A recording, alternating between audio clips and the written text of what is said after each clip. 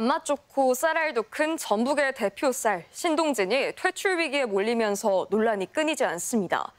그런데 수확량이 너무 많아 퇴출시키겠다는 정부 방침에 큰 오류가 있는 것으로 확인됐습니다. 소비자 입맛을 사로잡고도 퇴출 위기에 내몰린 전북 대표 브랜드 신동진 쌀. 정부가 더 이상 수매하지 않고 국립종자원을 통한 종자 보급까지 끊겠다는 계획을 내놔 씨까지 말을 쳐집니다.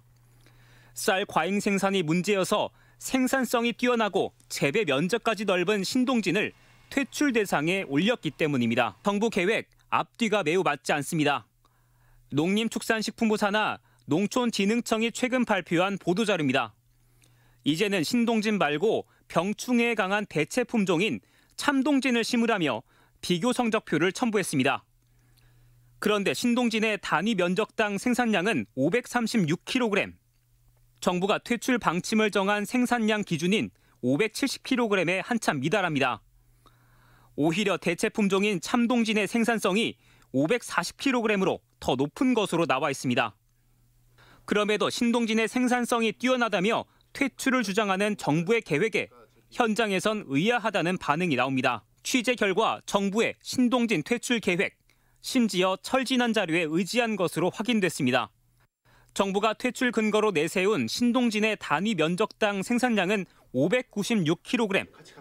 알고 보니 지난 2000년 품종 등록 당시에 적용됐던 구닥다리 재배법에 따른 생산량이었습니다.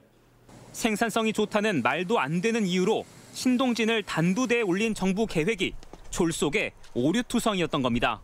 졸속 추진을 둘러싼 논란은 가라앉지 않을 전망입니다. MBC 뉴스 조수영입니다. 먼저 좋은 사항 주셔서 감사드리고요. 저도 마찬가지로 이런 사기 피해자나 아니면 학대 피해를 입은 동물들은 취재해 본 적이 있는데 이렇게 퇴출 위기 사실상 그 사망 선고를 받은 그 품종에 대해서 취재해 본 적은 이번 처음이었거든요.